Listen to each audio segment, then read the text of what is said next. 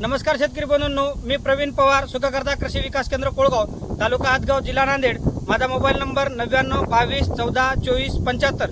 शेतकरी बंधूंनो, आज दिनांक 30 मे 2026। शेतकरी बंधूंनो, आज आपण जो व्हिडिओमध्ये विषय घेतलाय हळदीची बेणे प्रक्रिया म्हणजे ज्याला आपण सीड ट्रीटमेंट म्हणतो, ते आपल्याला अगदी सोप्या पद्धतीने आणि उत्कृष्ट पद्धतीने जर करण्याची जे पद्धत आहे हे आपण थोडक्यामध्ये समजून घेऊ। शेतकरी बंधूंनो, बरेच शेतकरी हळदीचं जे बियाणं आहे ते बिना सीड ट्रीटमेंट करता म्हणजे बीज प्रक्रिया न करता लावण्याचा प्रयत्न करतात। शेतकरी बंधूंनो, हे अतिशय चुकीची पद्धत आहे। जेव्हा आपण अशी हळद साठवणूक करतो त्यावेळेस याच्यामध्ये भरपूर प्रमाणामध्ये हानिकारक बुरश्या आणि हानिकारक कीटक याच्यामध्ये वाढ होत असतात आणि मग आपण अशी जर हळद इथं नेऊन जमिनीमध्ये लावली तर याला जेव्हा योग्य पण वातावरण येईल त्यावेळेस ते हानिकारक बुरश्या आणि हानिकारक किडीची वाढ होते जमिनीमध्ये आणि आपल्या पिकावर त्याचे दुष्परिणाम आपल्याला भविष्यामध्ये पाहायला मिळतात। मग आपल्याला कमी खर्चामध्ये अतिशय उत्कृष्ट दर्जाने जर सीड ट्रीटमेंट करायची असेल तर त्याच्यासाठी आपल्याला जे औषधे जे निवडायचे आहेत त्याच्याविषयी आपण थोडक्यात चर्चा करू। शेतकरी बंधूंनो, हे जे आपण आता बेणं वगैरे दाखवतो याची ऑलरेडी सीड ट्रीटमेंट आपण केलेली आहे, पण डेमो म्हणून बऱ्याच शेतकऱ्याचे फोन येत आहेत आणि डेमो म्हणून आपण थोडक्यामध्ये त्याची चर्चा करणार आहोत। तर शेतकरी बंधूंनो, आपण याच्यासाठी जे वापरलंय ते युपीएल कंपनीचं इलेक्ट्रॉन नावाचं कीटकनाशक आणि बुरशीनाशक याच्यामध्ये जॉईंट आहेत हे वापरलंय। शेतकरी बंधूंनो, याच्यामध्ये बुरशीनाशक दोन प्रकारचे आहेत, ज्याच्यामध्ये आझोक्सिस्ट्रोबिन आहे आणि थायोफिनेट मिथाइल असे दोन बुरशीनाशक आणि थायमेथोक्झाम नावाचं जे कीटकनाशक याच्यामध्ये वापरलंय। शेतकरी बंधूंनो, हे एफएस फॉर्म मध्ये औषध आहे। बरेच शेतकरी वेटेबल पावडर म्हणजे डब्ल्यूपी फॉर्म मधलं बुरशीनाशक वापरतात आणि ईसी फॉर्म मधलं कीटकनाशक वापरतात।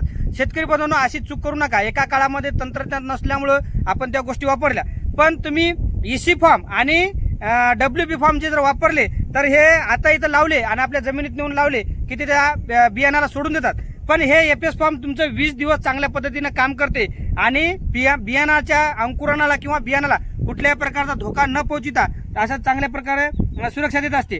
हे बघा, इलेक्ट्रॉनचं जे प्रमाण आहे ते एकरी आपल्याला 400 ml बियाणं, जे आपलं 8 क्विंटल 10 क्विंटल बियाणं असेल ते आपल्याला एकरी 400 ml बियाणं याच्यासाठी एकरीसाठी 400 ml घ्यायचं आहे।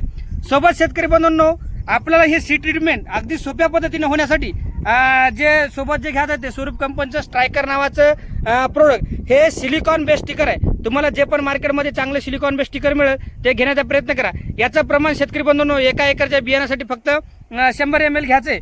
शेतकरी बंधूंनो, या दोघांचं तुम्ही एकत्र 60 ते 80 लिटर पाणी करू शकता किंवा तुम्हाला तसं जर होत नसेल तर प्रति पंपाला जवळपास इलेक्ट्रॉन 100 ml आणि हे 20 ml 25 ml 20 ते 25 मिली असं दोघांचं कॉम्बिनेशन करून तुम्ही पंपा टाका किंवा तुम्ही याचं पाणी करून घ्या आणि प्रति पंपाने वापरा।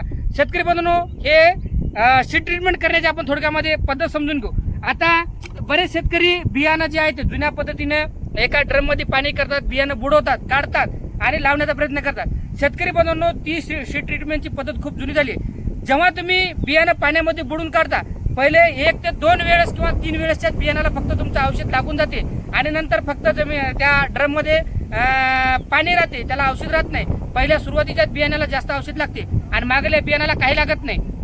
मग ती पद्धत आपल्याला योग्य अशा पद्धतीनं ते असरकारक ठरत नाही। तुम्ही जर अशा पद्धतीनं जर बेणे प्रक्रिया केली तर शेतकरी बंधूंनो, शेवटपर्यंत तुमचे जे बियाणं आहे सुरुवातीपासून शेवटपर्यंत सर्व तुम्हाला अशा पद्धतीने, हे बघा शेतकरी बंधूंनो, अशा पद्धतीने तुम्ही एका फारीवर मोठी ताडपत्री घ्या आणि त्याच्यावर असे आपले जे बियाणाचे जे डाग असतात, पोते असतात तरटीचे, ते तुम्ही असे खाली विस्कटून टाकायचे आणि त्याच्यावर असं पिचकारीनं तुम्हाला जे आपला पंप असतो त्या पंपानं तुम्ही असं स्प्रे करून घ्या। एक समान स्टिकरमुळं हे जे आपलं औषध आहे ते एक समान प्रत्येक बियाणाला चांगल्या पद्धतीने लागते आणि आपली बेणे प्रक्रिया पहिल्याच्या पोत्यापासून आपल्या शेवटच्या पोत्यापर्यंत चांगल्या अशा पद्धतीने होते। ही पद्धत अतिशय सोयीस्कर आणि सुदृढ आहे। म्हणजे बरेच लोक बियाणाची बीज प्रक्रिया कंटाळा करतात कारण ती किचकट प्रक्रिया वाटते। जर तुम्ही अशा पद्धतीने जर बेणे प्रक्रिया केली तर तुम्हाला खूप ते सोयीस्कर होईल। दुसरी गोष्ट शेतकरी बंधूंनो, हे बघा, एवढ्या उन्हात सुद्धा हे बियाणं जे आहे कशा पद्धतीने सुदृढ अशा पद्धतीने आपण हे बियाणं निवडलंय। याला आलेले तुम्ही अंकुर सुद्धा बघू शकता। हे दुसऱ्या औषधानं बियाणं खराब होते शेतकरी बंधूंनो, हे कोंब आलेले। तर असं जर तुम्ही बियाणं वापरलं तर खूप चांगली गोष्ट राहील। हे बघा, हे एका शेंगाचं जे वजन आहे जवळपास 100-125 ग्राम वजनाचे हे शेंग आहेत। असं सुदृढ बियाणं तुम्ही घेणं गरज आहे। आणि सगळ्यात महत्वाची गोष्ट, जेव्हा पण तुम्ही बीज प्रक्रिया करणार ना त्याच्या आधी तुम्ही, आता हे आपण बियाणं आपल्या शेडमधून काढून असं झाडाखाली आणून 4 ते 5 दिवशी जर आपण अगोदर पाणी टाकलं होतं आणि त्याच्यानंतर हे अशा पद्धतीने सीड ट्रीटमेंट करून आपण तिकडे बघा लागवण्याचे किल्ले फक्त शेतकऱ्याला दाखवण्यासाठी आपण व्हिडिओ केलाय. याची ऑलरेडी सीड ट्रीटमेंट झाली.